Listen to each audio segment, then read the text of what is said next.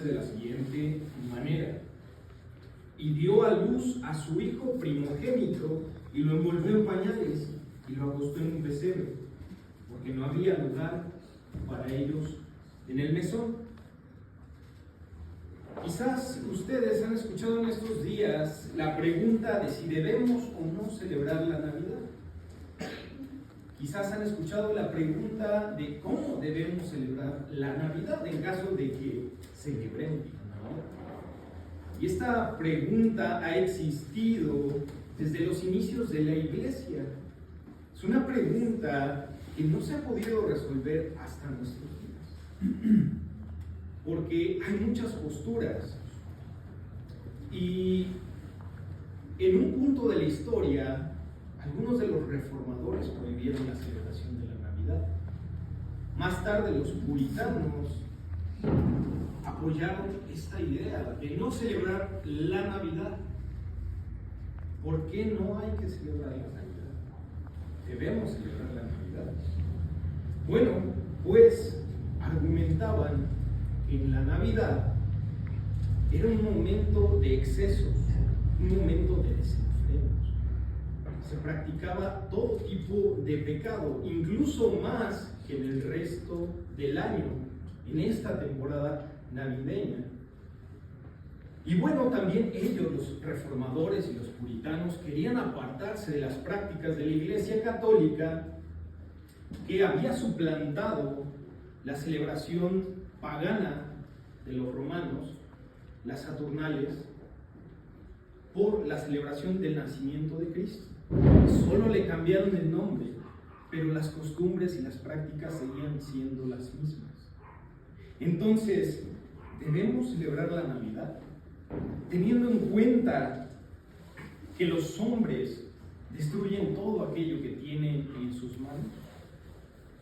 Tanto así que la celebración del nacimiento del Hijo de Dios ha sido transformada una y otra vez en la iglesia y fuera de la iglesia. Y tenemos muchas navidades hoy en día en las que podemos estar cayendo, y les llamo navidades, porque son otra cosa menos el nacimiento de Cristo. Estamos atrapados quizás en una Navidad comercial en la que nuestro objetivo es consumir y consumir. Quizás no lo hagamos conscientes, pero sí inconscientemente. Quizás estemos comprando regalos y poniendo nuestra atención en ello, nuestro tiempo, nuestro esmero. Pero no solo eso consumimos en la Navidad, hay todo tipo de productos. Está la música navideña, están las películas navideñas, está también la decoración, la rica cena que vamos a comer en un rato. Está también la ropa para la ocasión. Esta Navidad comercial puede atrapar nuestro corazón. Pero también está la Navidad familiar, en la que el punto, en la que el centro de esta reunión es la familia, los amigos, los seres queridos, aquellos a quienes más amamos. Y hay que tener cuidado con llamarle Navidad a una reunión, solamente a una reunión. Pero también está la Navidad religiosa, con un culto, con un servicio, con cantos, con emociones incluso, pero que son emociones temporales, vacías, huecas, que al cabo de unos días van a desaparecer. Emociones que llenan nuestro corazón de momento, pero que carecen de raíz en el fundamento de la Navidad, Cristo. Bueno, pues todavía hay una peor. Un monstruo de tres cabezas, un monstruo sincretista que puede estar reuniendo estas tres Navidades: la Navidad religiosa, familiar y la Navidad comercial. Porque es cierto que el hombre, pues, si tiene todo a su alcance, seguramente querrá tener de todo un poco. Si hay pastel de chocolate, de vainilla y de fresa, y nos gustan los tres sabores, seguramente vamos a querer tener un poco de todo. Y desviando nuestra atención del centro mismo de la Navidad. Quizás hemos escuchado muchos mensajes acerca de qué es la Navidad. Es nacimiento, significa nacimiento, la Navidad. Pero entonces, ¿cómo podemos confiar en la palabra de un hombre si el hombre es falible? Entonces tenemos que ir a la fuente de verdad, a la que nunca se equivoca, la palabra de Dios. Se debe celebrar la Navidad. Bueno, Lucas 2, versículo 7 dice: y dio a luz a su hijo primogénito, y lo envolvió en pañales, y lo acostó en un pesebre, porque no había lugar para ellos en el mesón. El contexto de este pasaje lo vimos hace unos momentos. José y María estaban desposados. Y Lucas, el narrador de esta historia, y médico también, nos afirma que María era virgen, que no había conocido hombre, pero que estaba desposada con José. Estaba en la época del desposorio. Y había sido anunciada por el ángel de que el Espíritu Santo obraría en ella para concebir al Hijo de Dios, así le llama Lucas, el Hijo de Dios. Y entonces aquí se derrumban muchos argumentos que los no creyentes dicen tener. Niegan la divinidad de Dios, de Cristo, mejor dicho, del Hijo de Dios. Niegan su divinidad, pues argumentan que Él fue concebido no por obra del Espíritu Santo, sino por los hombres. Pero no es así. Lucas lo afirma. También está el hecho profético de que María y José se desplazaron hasta Belén, a la ciudad del rey más importante hasta ese momento de Israel, el rey David.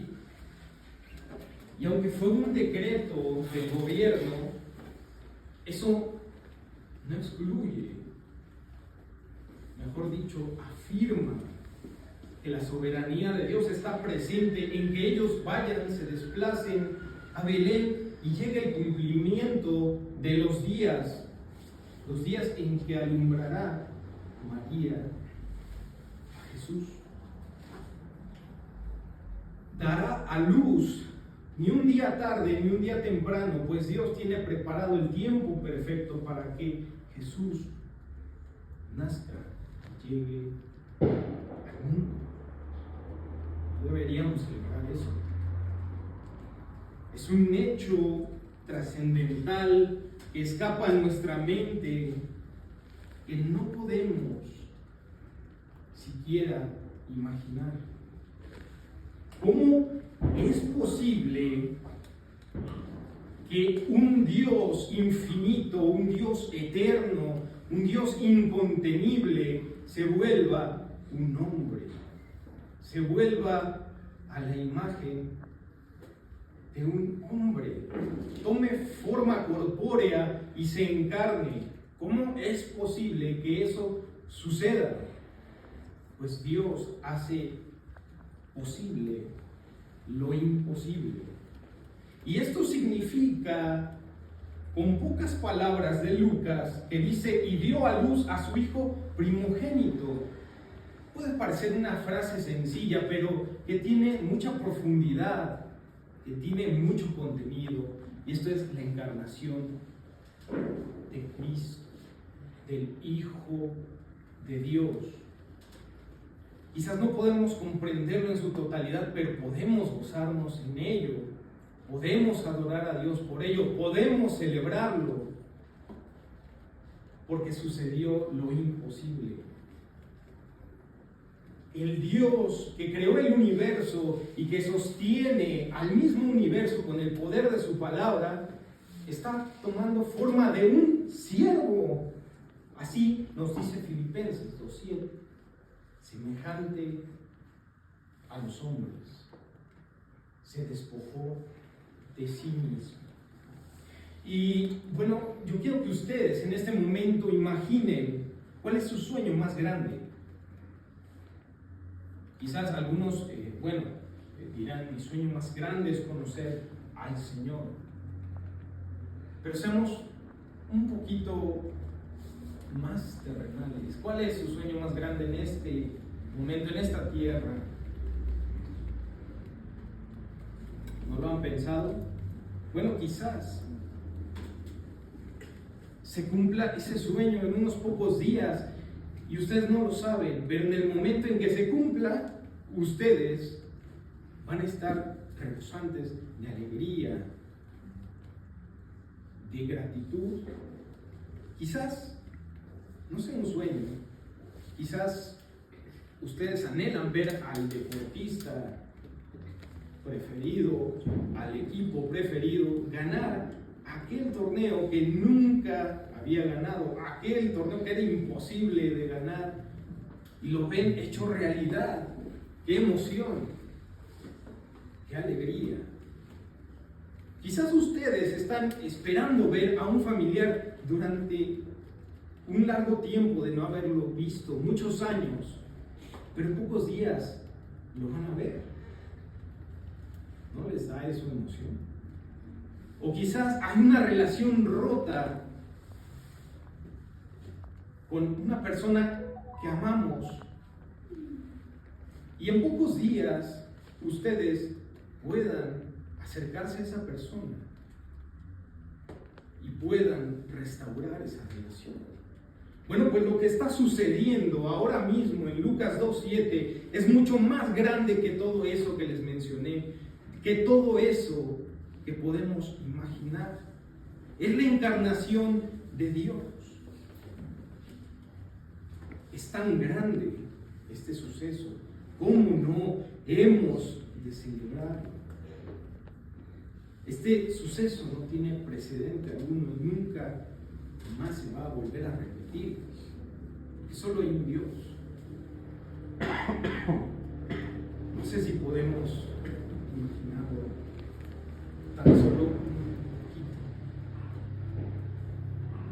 Dice C.S. Lewis, el escritor, el autor de las Crónicas de Narnia, precisamente en uno de los libros de las Crónicas de Narnia, en la última batalla, él hace referencia a la Navidad. En el libro de la última batalla, él dice lo siguiente: en nuestro mundo también un establo tuvo una vez algo más grande que el mundo entero. ¿Cómo es eso posible? Que el mundo tenga un establo y el establo contenga algo que es más grande que el mundo mismo, que la creación misma, que el universo mismo. Pues es el creador. Entonces, sin duda, debemos celebrar y recordar este hecho. Debemos conmemorarlo. Es algo que nunca más se va a repetir. No tiene comparación. Pero Lucas también nos dice enseguida, y lo envolvió en pañales. ¿Quién envolvió en pañales? ¿A quién? María, al Hijo de Dios, lo está envolviendo en pañales. Y esta es una imagen pintoresca que puede parecernos tierna, que incluso la vemos en los nacimientos que a veces ponemos en nuestras casas. Vemos al niño envuelto en pañales. Pero lejos de ser tierno, es algo humillante, algo sumamente humillante. ¿Cómo aquel Dios que no necesita de nadie, que es autosuficiente, que tiene el poder de hacer lo que Él quiera, ahora depende de una mujer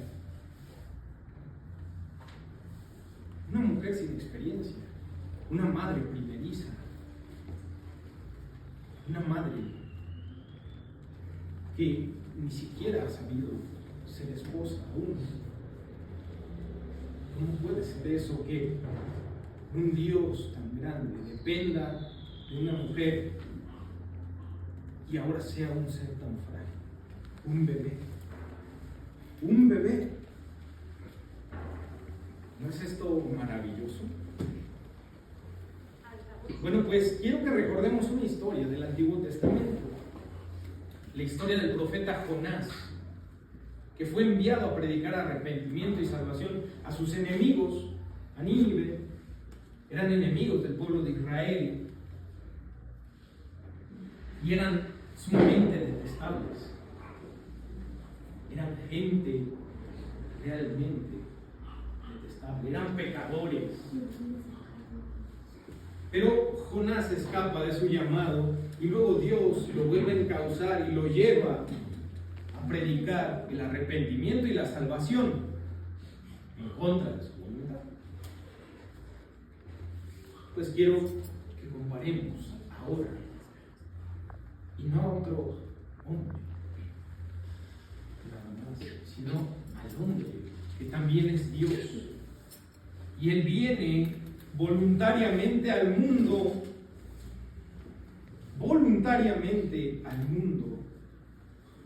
¿Y a quién creen que va a predicar arrepentimiento y salvación? Y no solo eso, también los va a salvar.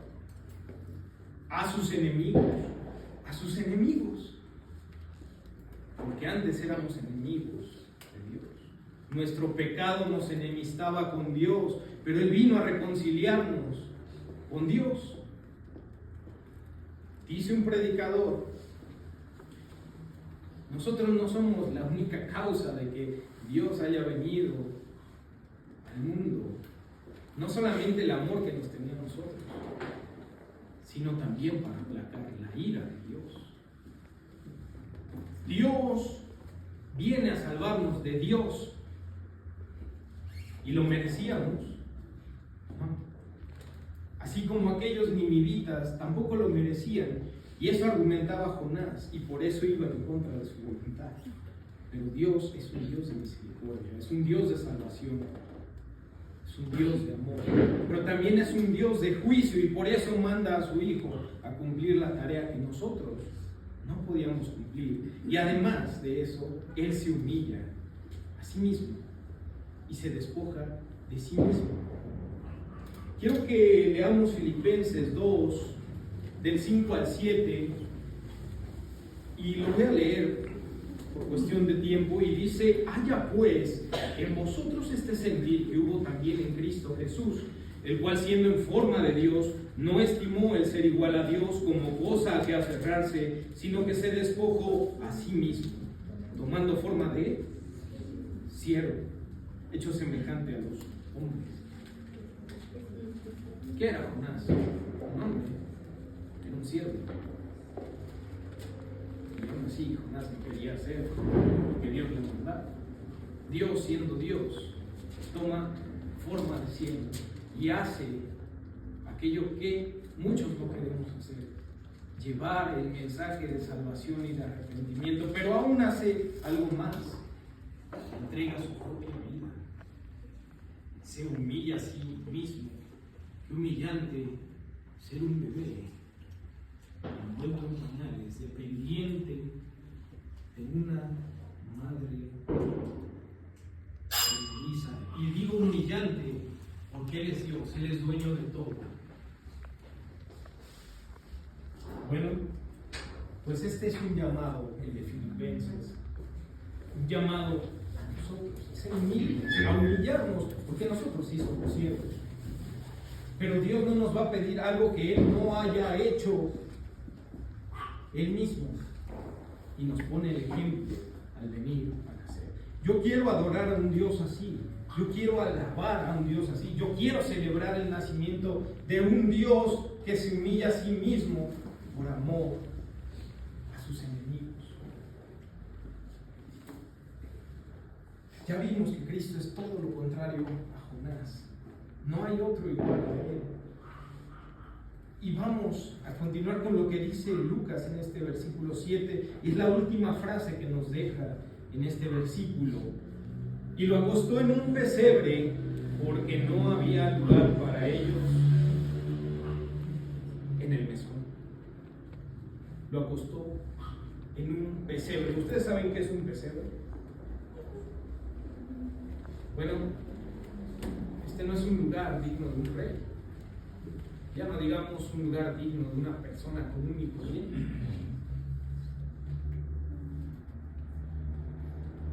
Un lugar de un Dios no es. Es el lugar donde le ponen comida a los animales.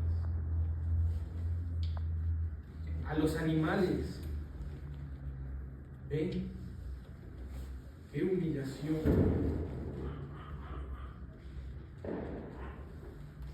De un Dios único, santo, que ha venido a un mundo lleno de pecado, un mundo lleno de problemas, un mundo que no merecía ser salvado. Bueno, pues Lucas nos dice que no había lugar para ellos en el mesón, por eso lo ponen en el pesebre. ¿Hay lugar en el mesón de nuestros corazones el día de hoy? Porque quizás esté lleno de muchas cosas. ¿Recuerdan las navidades que les mencionaba anteriormente? Quizás esté lleno de alguna de esas navidades, pero de todas.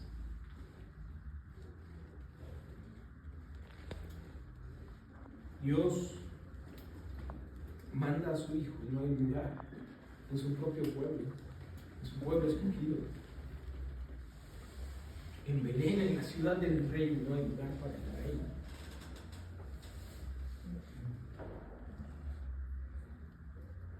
Y realmente es triste ver cómo los gobiernos hoy en día se vuelven cada vez más en contra de la palabra de Dios y prohíben que en las celebraciones se mencione que es en nombre de Cristo.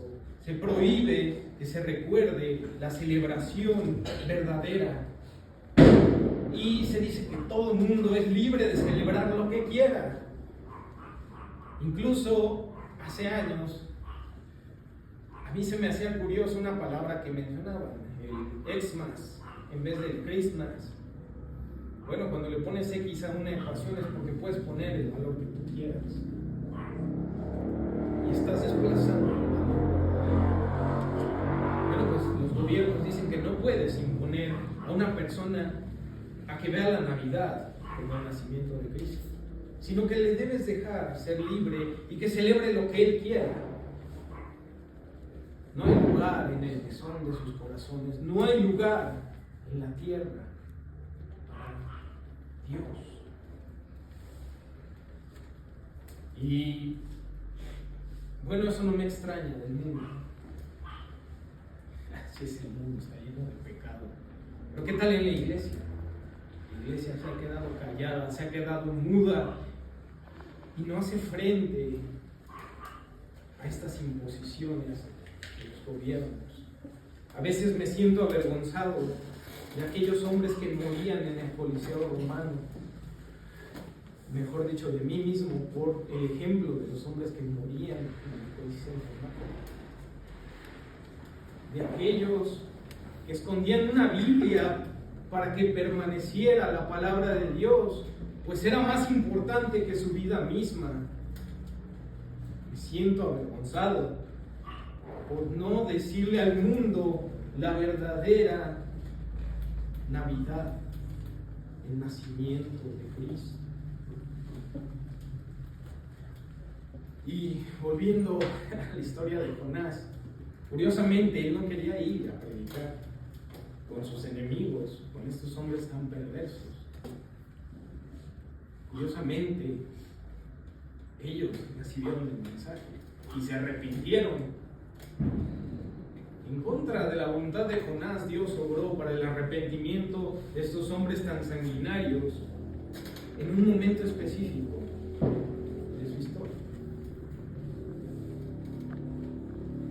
Y el contraste con Jesús es que Él, siendo Dios, viene a su propio pueblo, no con sus enemigos, viene a su pueblo y no hay lugar para Él. ¿Qué tal ahora, en nuestros días, en el pueblo de Dios, hay lugar para Él. Quizás tengamos que ponerlo en el pesebre, ahí en el nacimiento que podemos ver, porque no hay lugar aquí, en el corazón. Pero quiero que recordemos otra historia. Ya vimos que debemos celebrar la Navidad, ya vimos que hay un Dios que merece ser adorado, ser alabado, ser recordado por lo que ha hecho en nuestras vidas y con su pueblo. Pero entonces, ¿cómo debemos celebrar la Navidad? Quizás caemos en celebrar la Navidad incorrectamente, como también lo hizo el pueblo de Israel allá en Éxodo, cuando son liberados de Egipto. Tienen muy poco de que son liberados de la opresión de los egipcios, de la esclavitud. Y ahora ellos están esperando instrucciones al pie de un monte en el cual su líder Moisés va a recibir instrucciones por parte de Dios.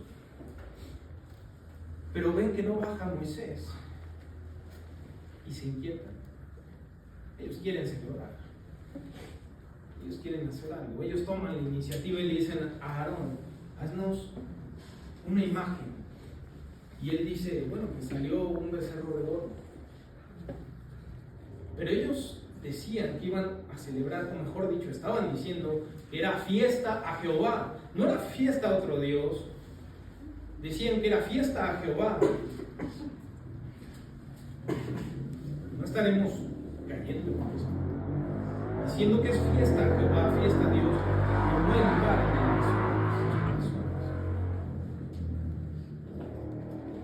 Bueno, pues cuando Moisés baja, se da cuenta de la idolatría del pueblo y se enoja en gran manera, que más tarde llama a algunos fieles de Dios y dan muerte a todos aquellos que cometieron este acto de idolatría. Dios no es un Dios que sea tan pequeño que podamos mezclarlo con muchas cosas más. Dios es un Dios tan grande que merece ser alabado, Él y solo Él.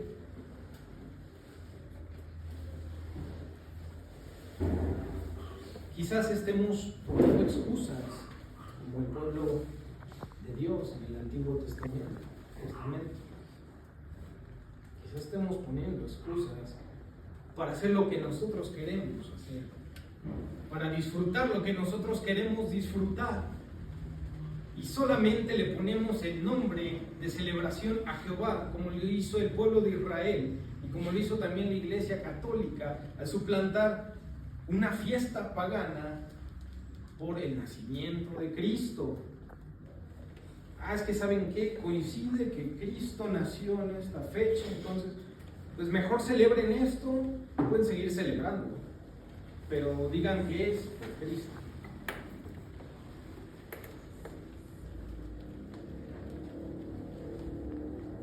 Dios es santo, Dios es uno, no hay comparación.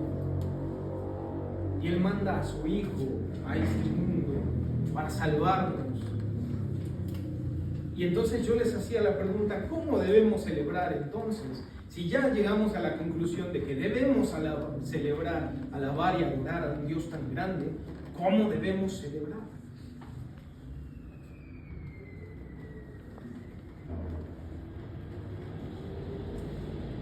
Pues celebrar el nacimiento de Cristo no es cuestión de un solo día.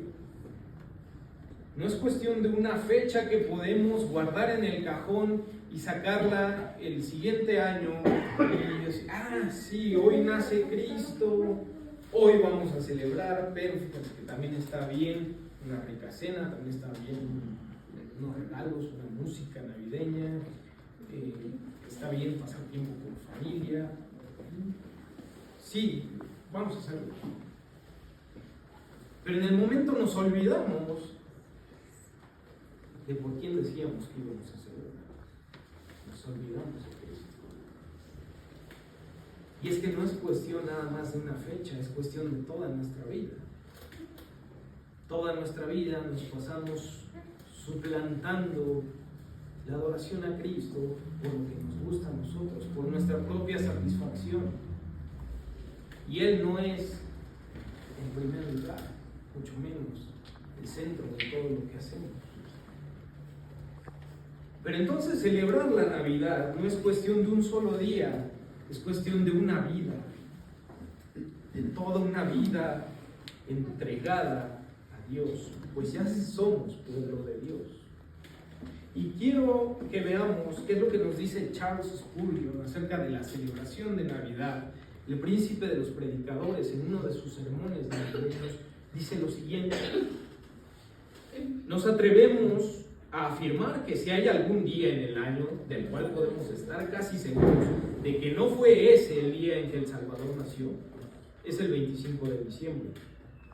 No obstante, puesto que es lícito e incluso laudable meditar en la encarnación del Señor cualquier día del año, no puede estar sujeto al poder de las supersticiones de otros hombres, interpretar que esa meditación sea inadecuada para hoy, sin tener en cuenta el día. Empero, demos gracias a Dios por el don de su Hijo amado. Sin duda debemos celebrar el nacimiento de Cristo, pero no nos limitemos a celebrarlo en una sola fecha, en la cual puede estar saturada de muchas cosas que a nosotros nos gustan y que decimos hacerlo en nombre de Dios. No estoy prohibiendo que se haga una cena, porque es muy bueno disfrutar de lo que Dios nos ha dado. Es una bendición el alimento. No estoy prohibiendo que la familia no se reúna, porque la comunión entre hermanos es buena y es agradable al Señor. No estoy prohibiendo que quizás nos demos detalles por aprecio a los demás, que quizás disfrutemos de una buena música navideña durante estos días y ver películas que pues sí nos van a distraer y pues nos van a hacer sentir bien, pero no digamos que lo estamos haciendo en nombre de Dios, porque Dios es un Dios santo. No digamos que lo hacemos en nombre de Dios, porque quizás vamos a caer en una celebración incorrecta en la que el centro de lo que estamos haciendo no sea Dios, sino nuestra propia satisfacción. No amontonemos cosas en el mesón que debe tener lugar. Entonces no debemos dejar al Hijo de Dios en el pesebre, tampoco debemos dejarlo en la cruz.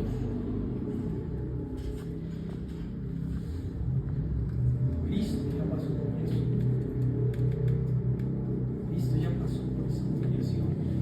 Y nos dice la Biblia que Él fue exaltado por el Padre y Él ahora está en la diestra del Padre. Él está sentado a la diestra del Padre.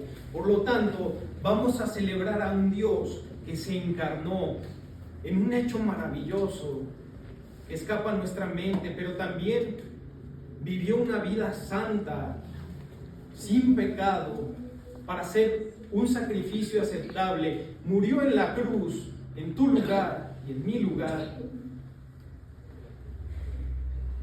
Pero al tercer día resucitó. Y estamos esperando su regreso. Por lo tanto, no celebremos únicamente una fecha. Celebremos eso cada día de nuestra vida, porque nuestra vida entregada a Él debe ser como una ofrenda, como una entrega, donde el centro de todo sea Él, pues Él es digno de que vivamos así. Vamos a terminar este tiempo leyendo Filipenses 2, del 5 al 11, y dice de la siguiente manera: Haya pues en vosotros este sentir que hubo también en Cristo Jesús, el cual siendo en forma de Dios, no estimó el ser igual a Dios como cosa a que aferrarse, sino que se despojó a sí mismo, tomando forma de siervo, hecho semejante a los hombres, y estando en la condición de hombre, se humilló a sí mismo, haciéndose obediente hasta la muerte, y muerte de cruz. Por lo cual Dios también le exaltó hasta lo sumo y le dio un nombre que sobre todo nombre, para que en el nombre de Jesús se doble toda rodilla de los que están en los cielos y en la tierra y debajo de la tierra, y toda lengua confiese que Jesucristo es el Señor, para gloria de Dios Padre. Yo quiero celebrar a ese Dios. Yo quiero adorar a ese Dios, pero no solo de labios para afuera, no con un corazón ocupado por muchas cosas, sino quiero adorarlo con una vida santa, una vida de oración, una vida de adoración, en la que yo tengo comunión con Él a través de su palabra. Una vida piadosa y una vida de amor hacia los demás. Yo quiero celebrar a Dios, pero lo quiero hacer toda la vida y hasta que esté con Él por toda la eternidad. Vamos a orar. Señor, te damos gracias porque tú nos das este momento de reflexión, porque podemos tener tu palabra, porque podemos venir a ella y enfrentar nuestro pecado con tu palabra y saber que Cristo vino al mundo en un hecho maravilloso y trascendental que culminó en la muerte de cruz, pero que luego, Señor, tú le levantaste de entre los muertos, pues Él es digno de toda gloria, honra y honor. Ayúdanos a vivir, Señor, celebrando Cristo, agradecidos contigo, Padre, porque tú enviaste a tu Hijo y Él se humilló voluntariamente por amor a nosotros. Y ahora podemos tener comunión contigo y ser llamados tus hijos, Señor. Toda la gloria sea para ti, Dios, y nuestra vida, Señor, sea como una ofrenda. Señor, te damos gracias por Cristo, por su nacimiento. Ayúdanos, Señor, a vivir una vida para ti. En el nombre de nuestro único Señor y Salvador, Cristo Jesús. Amén.